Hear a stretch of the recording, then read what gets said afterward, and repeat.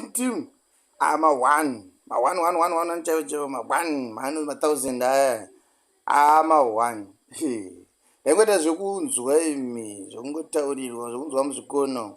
Aiwa ndakazonyatsozvionera pamino sefodya reri rinonzi zimbuya rainzi zimbuya repakona ziburui.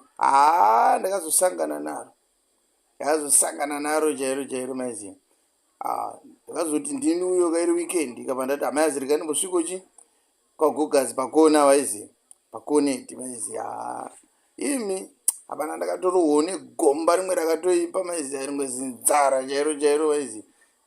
Ndini uyo ndichitongonosvika ndopanda nosvika vakaita se gogazi vari kutopedzwa kutobika ndikati mashetsi angu aita maiziya koko hapana paunozondirasa kai mayazi ndakutobata dumbu kudai so ndopanda nonzi zisadza rino ndikati zvangu zvaita wera kai kanonzi kamountain of sadza muri kakaita kako ndopanda nonzi zisadza vaiziya.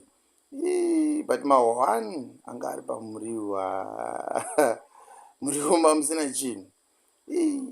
Tumuriwo twacho tukanga ringoti tushoma pakakona.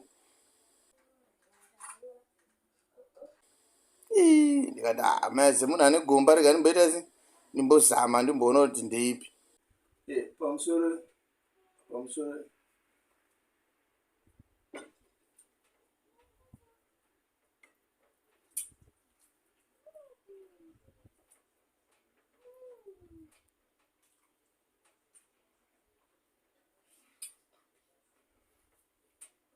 muriwo candidate muriwo finish zvokuti pane chi 4-5 misuwanda ndakutoseva plate vamusina chinhu.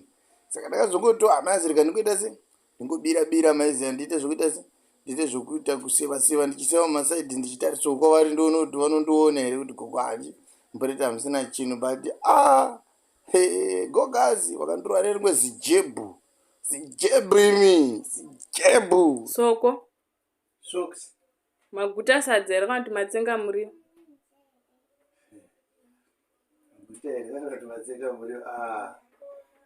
muriwo wacho ndo unenge wapera zvasi sadza richirimo here.